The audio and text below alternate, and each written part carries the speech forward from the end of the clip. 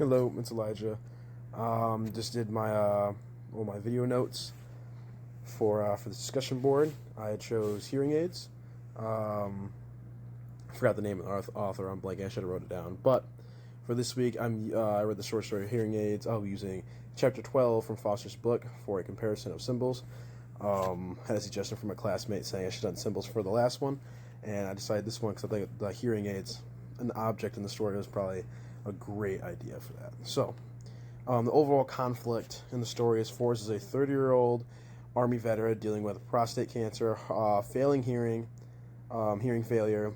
He fixates on finding someone to inherit his hearing aids, reflecting on his deeper need to leave a meaningful legacy. Talk about that in a second too. So, the Valley of Time. He compares modern disposable gadgets to timeless ear horns of the past. This highlights his isolation and the wrong side of a great wide valley, and the rapid historical technology has changed. Basically, how he was talking about hearing aids, how people back then had instead of hearing aids, they had horns to listen up to the ear. So that was him just talking about that. I couldn't really grasp the concept of what he was talking about for a while until I figured out like old cartoons. I remember stuff like that. But the acceptance after writing a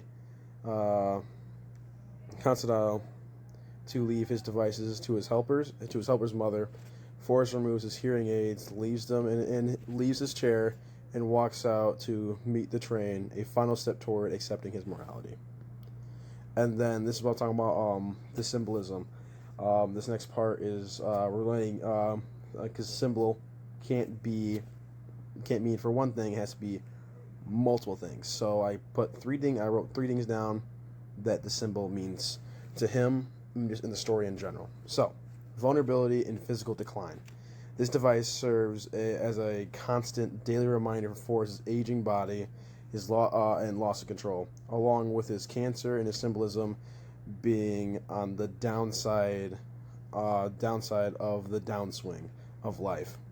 So, he just also the legacy part, which is down further. Him talking about his legacy, we're not really talking about just finding someone to leave his hearing aids to.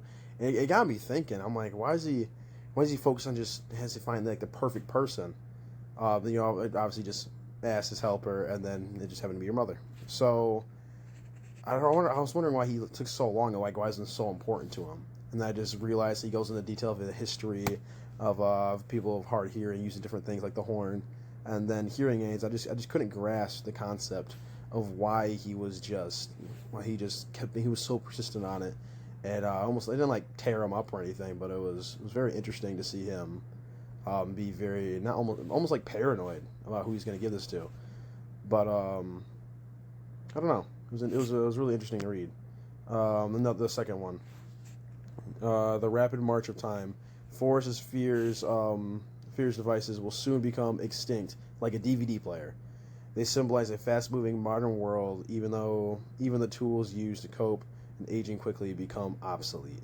Even with that, like hearing aids can help for some people, helping a person, or they might be helpful to someone else. That's what he was trying to see, like who would be most helpful for. He ends up just giving it away, and then just I guess being at peace with things. But being obsolete as a DVD player, which is interesting. It feels so weird because I grew up with DVD players now, and everything's digital with streaming services. So I guess I can relate to that in just my own generation of just no one uses them anymore. Like my Xbox doesn't have a DVD drive anymore. It's really weird. Anyways, but back to the legacy. So the search for legacy and connection, fixating on who will inherit his hearing aids symbolizes Forrest's deeper need to leave a meaningful mark. Giving them to Sarah's mother is his way of bridging isolation and passing something useful down. So he eventually he's thinking about this like probably for a while, and then just ask her like, "Hey, do you know anybody who needs these?" And she's like, "Yeah, my mother." Cool. Here you go. Leaves them there. And he was even talking about earlier like who would clean them up nice for him, so whoever uses them has like a really nice pair or something. And I've personally never, by God's grace, I've never had hearing problems or anything like that. I have a little brother who's half deaf in one ear. He's never had to use hearing aid or anything. So I really can't grasp the concept of how hearing aids really, really help, and it can really, really help somebody. I don't have any grandparents that use them, so I guess this was a little harder to relate to because obviously I can just talk about the DVD player that was obsolete, and that's just a big connection of me trying to figure all that out. Excuse me. So, but it was mostly the legacy part that stuck out to me, and I'm like these hearing aids, whole story's named after him, and the whole story's talking about it. So I'm like, that's a symbol.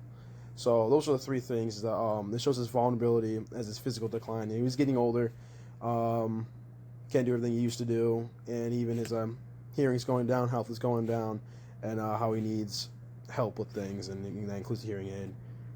And just a rapid march time that some things will just be obsolete in the future, and that's what he was talking about. And then his search for legacy. Yeah, chapter 12 from Foster's book really obviously stuck out to me. That's what I should do. That's what I should have done. I don't know. I really like the saving more of my opinions to the end, trying to. I really like the thing of final step of accepting his morality. I just wrote that. I wrote morality because I forgot the definition of it, but I can't really put it into words. I can't really think about it right now. But I just thought of it as more like being at peace and just taking him off. And I don't know if this guy it'd be complete silence, but taking him off and just being at peace.